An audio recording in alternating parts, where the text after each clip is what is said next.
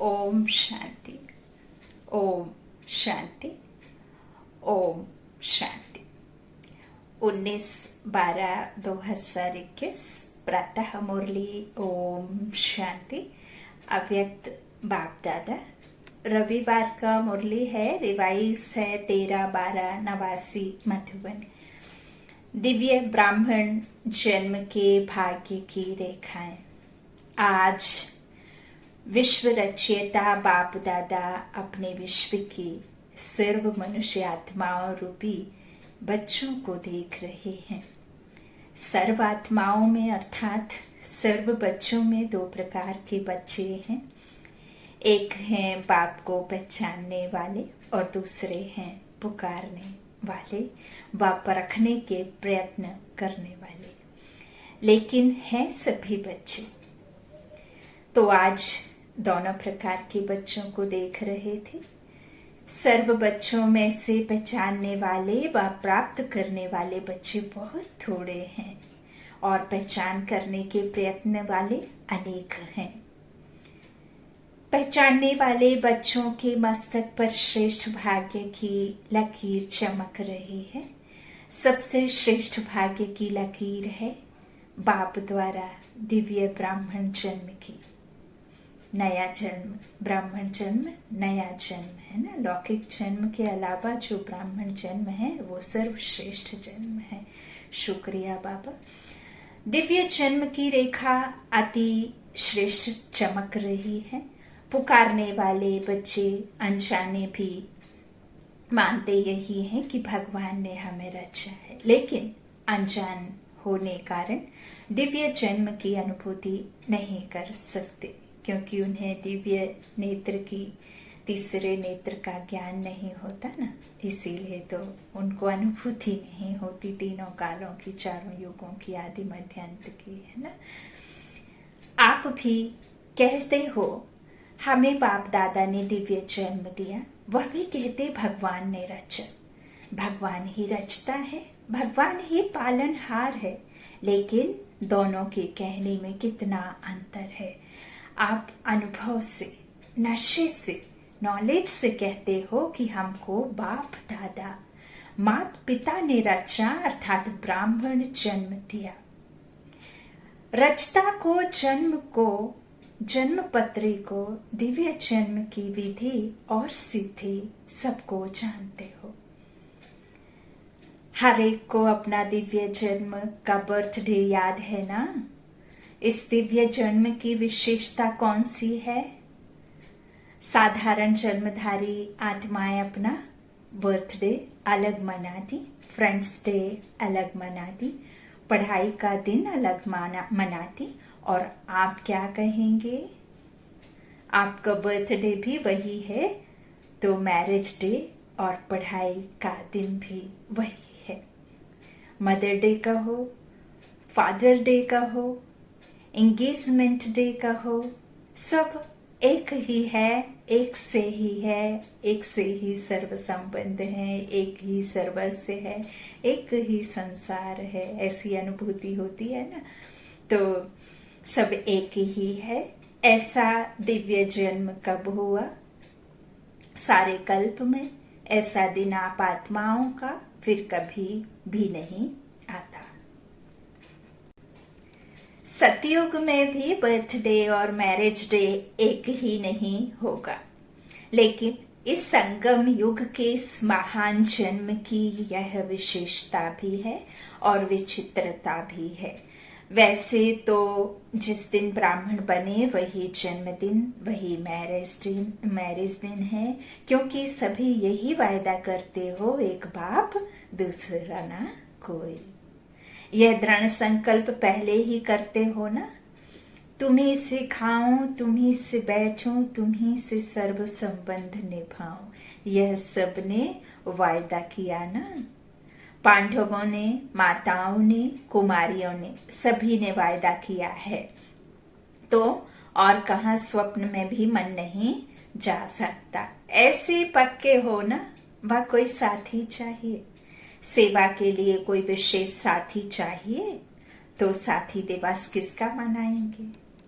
सेवाधारी साथी का व बाप साथी है उसका दिवस मनाएंगे। चाहे सर्विस करने वाले हैं चाहे सर्विस लेने वाले हैं, लेकिन सेवा के समय सेवा की, फिर इतने न्यारे और प्यारे बनो जो जरा भी विशेष झुकाव नहीं हो। जो सेवा में मदद करेगा वह विशेष होगा ना, चाहे भाई हो व बहन हो। जो विशेष सेवा करता वह विशेष अधिकार भी रखेगा। तो सेवा के साथ ही बनो, लेकिन साक्षी हो के साथ ही बनो। साक्षीपन भूल जाता है तो सिर्फ साथी बनने में बाप भूल जाता है। साक्षी बन पाठ बजाने की प्रैक्टिस करो। हर बच्चे के मस्तक पर विशेष 4 भाग्य की लकीरें चमकती हैं। पहली दिव्य जन्म की रेखा, दूसरा परमात्मा पालना की रेखा, तीसरा परमात्मा पढ़ाई की रेखा और चौथा निस्वार्थ सेवा की रेखा। रिपीट करेंगे। पहला दिव्य जन्म की रेखा, दूसरा परमात्मा पालना की रेखा, तीसरा परमात्मा पढ़ाई की रेखा और चौथा निस्वार्थ सेवा की रेखा। सभी के मस्तक में चारों ही भाग्य की रेखाएं चमक रही हैं, लेकिन चमक में और सदा एक रस वृद्धि को प्राप्त करने में फर्क होने कारण चमक में अंतर दिखाई देता है। आदि से अब तक चारों ही रेखाएं सदा यथार्थ रूप से चलती रहें, वह बहुत थोड़ों की हैं। बीच बीच में कोई ना कोई बात में भाग्य की लकीर या तो खंडित होती है व चमक कम होती है, स्पष्ट नहीं होती। जैसे हस्तरेखाएं भी देखते हैं ना, कोई की खंडित होती है, कोई की एक रस होती है, कोई की स्पष्ट होती है, कोई की स्पष्ट नहीं होती। बाप दादा भी बच्चों के भाग्य की रेखा को देखते रहते हैं। दिव्य जन्म तो सभी ने लिया, लेकिन दिव्य जन्म की रेखा खंडित होती व स्पष्ट नहीं होती, क्योंकि अपने जन्म के धर्म में अखंड नहीं चलता, तो उनके भाग्य की लकीर खंडित होती। धर्म क्या है, कर्म क्या है, उसको तो जानते हो ना। ऐसे ही परमात्मा पालना में तो सभी ब्राह्मण चल रहे हो, चाहे समर्पित हो चाहे प्रवृत्ति में हो, लेकिन बाप के डायरेक्शन से चल रहे हो। प्रवृत्ति वाले क्या कहेंगे, अपना कमाया हुआ खाते हो व बाप का खाते हो। बाप का खाते हैं ना, क्योंकि अपना सब कुछ बाप को दे दिया।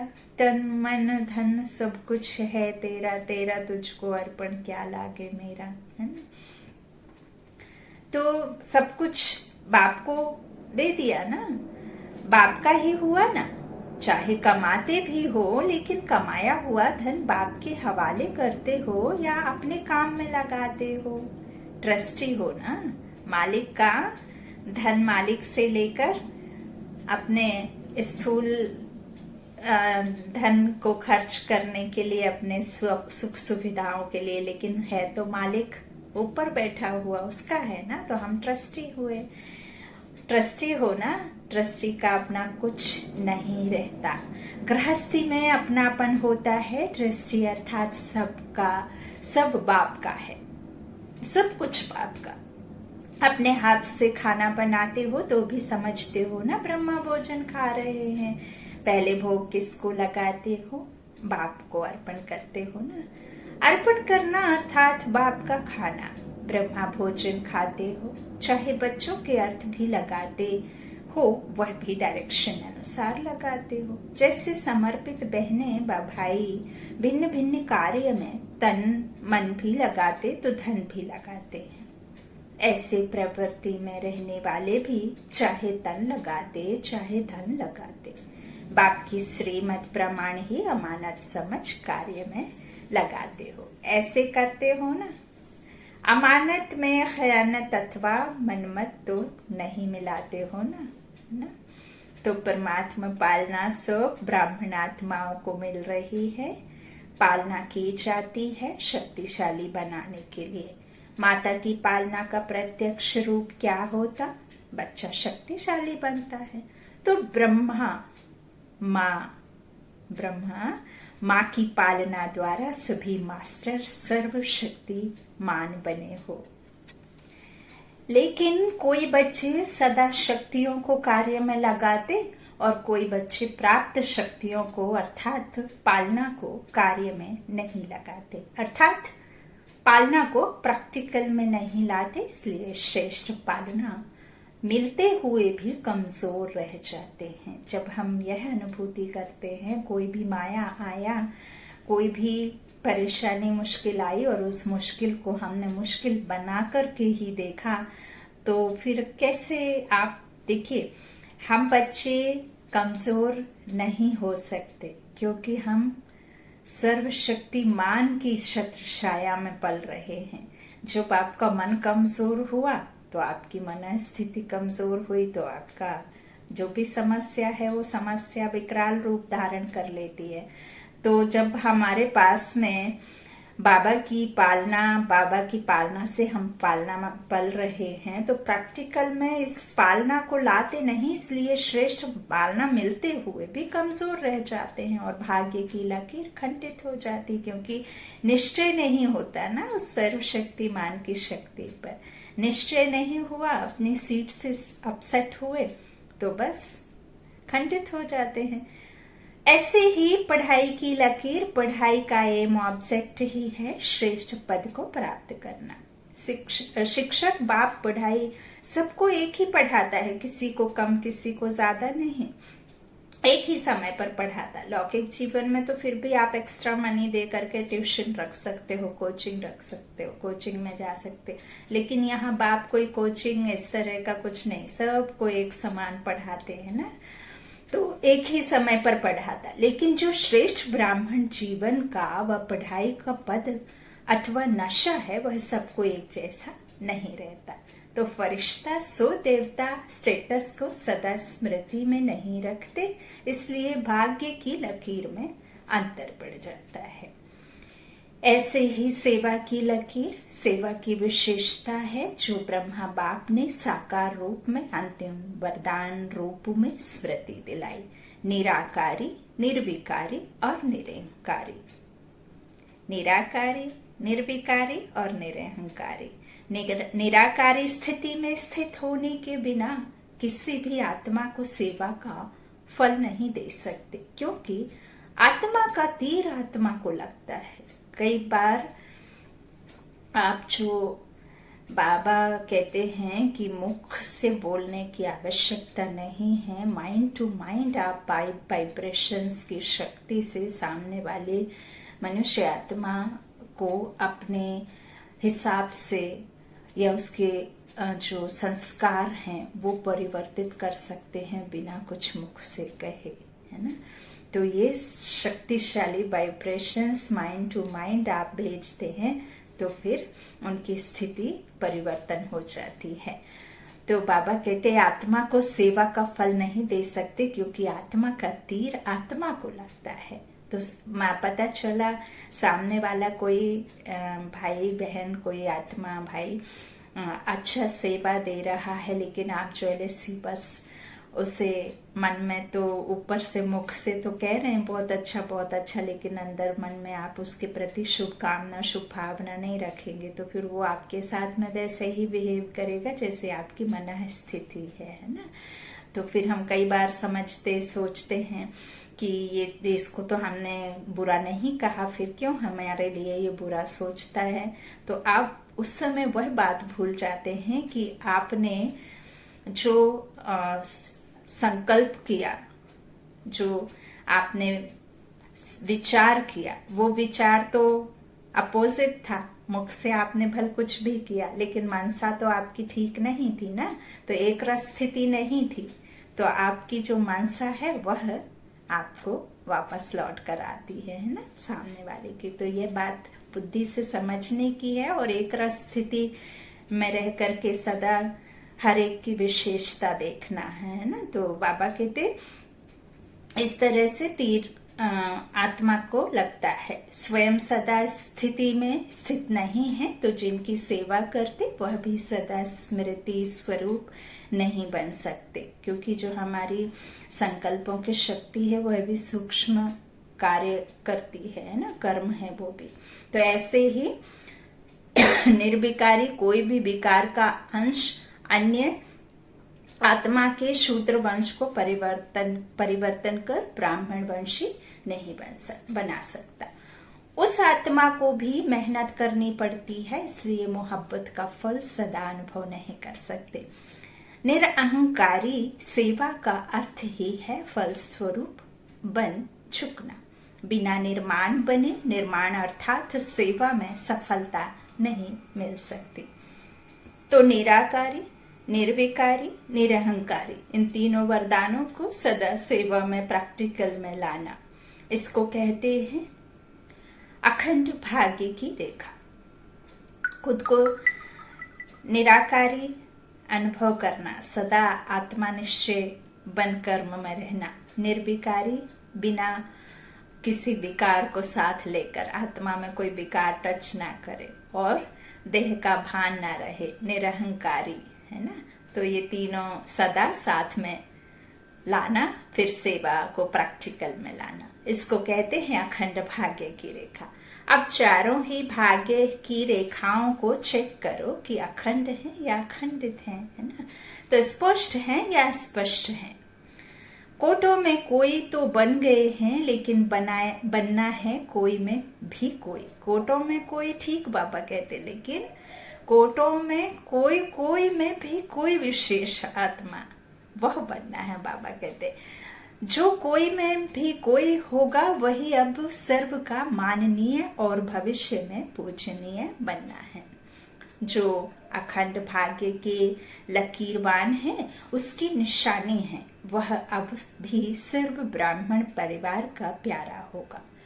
माननीय होने के कारण सर्व की दुआएं श्रेष्ठ आत्माओं के भाग्य की लकीर को चमकाती रहती। तो अपने आप से पूछो, मैं कौन? तो सुना आज क्या देखा?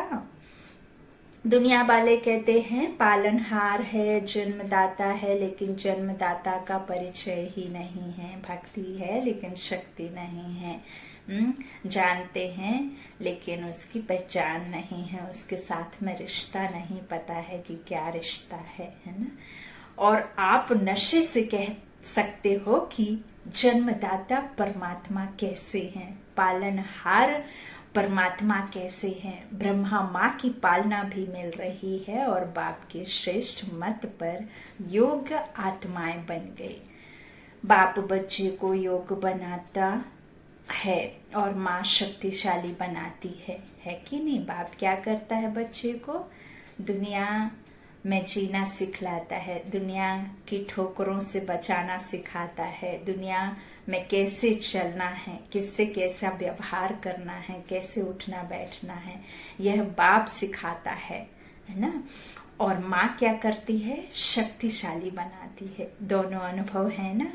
अच्छा, गीता पाठशाला वाले ज्यादा आए हैं। गीता पाठशाला वाले कौन हुए? गीता का ज्ञान सुनने वाले। हे अर्जुन हैं। अर्जुन समझकर गीता ज्ञान सुनते हो या अर्जुन दूसरा है?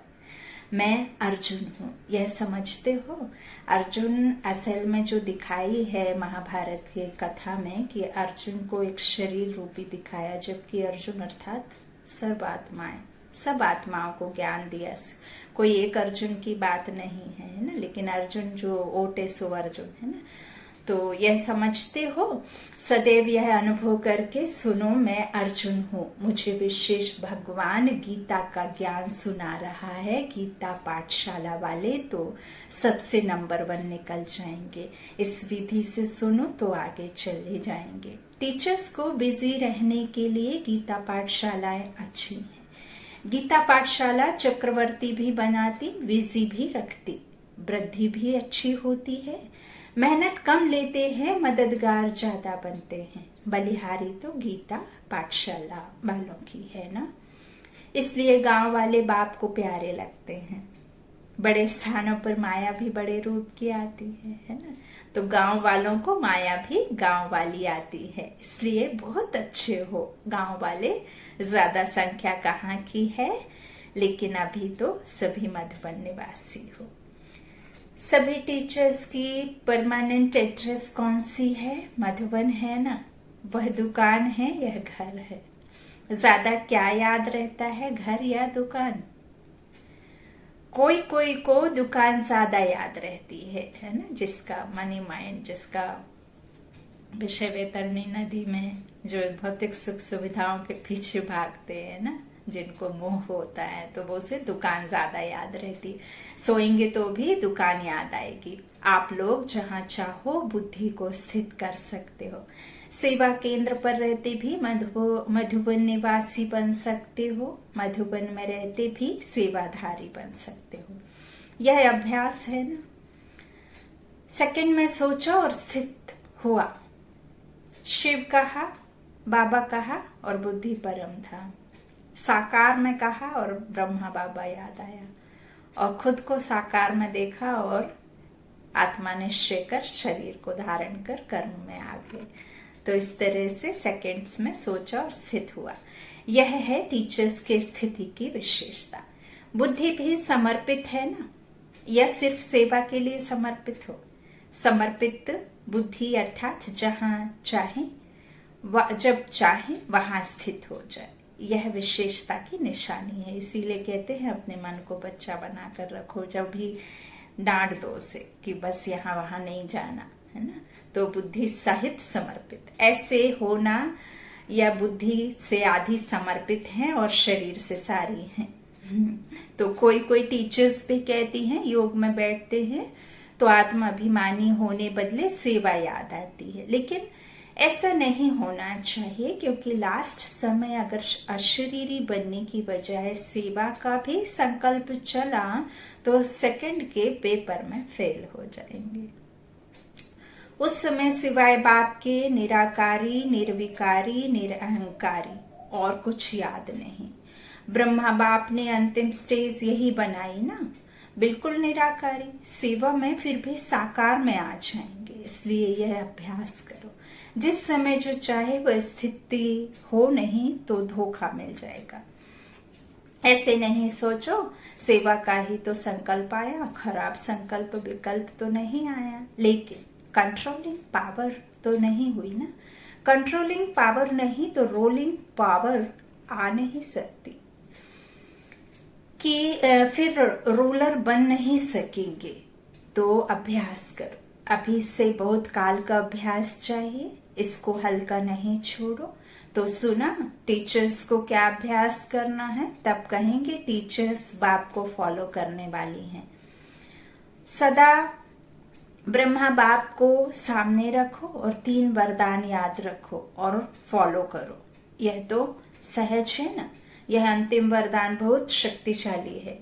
इन 3 वरदानों को अगर सदा स्मृति में रखते, प्रैक्टिकल में आओ तो बाप के दिल तख्त और राज्य तख्त के अधिकारी जरूर बनेंगे। अच्छा, सर्व बाप समान सदा नॉलेजफुल पावरफुल बच्चों को सदा भाग्य विधाता द्वारा श्रेष्ठ भाग्य की स्पष्ट रेखाओं वाले भाग्यवान बच्चे, सदा बाप समान त्रिवरदान प्राप्त हुए विशेष आत्माओं को सदा ब्राह्मण जन्म की पालना और पढ़ाई को आगे बढ़ाने वाले ऐसे अखंड भाग्यवान बच्चों को बाप दादा का याद प्यार और नमस्ते। शुक्रिया बाबा। अव्यक्त बाप दादा की जोन वाइज बच्चों से मुलाकात। अव्यक्त बाप दादा की जोन वाइज बच्चों से मुलाकात। महाराष्ट्र ग्रुप।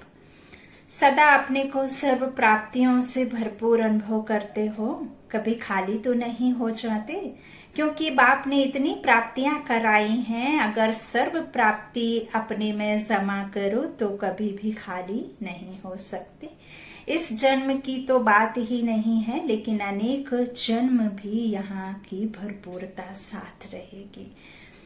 तो जब इतना दिया है, जो भविष्य में भी चलना है, तो अभी खाली कैसे होंगे?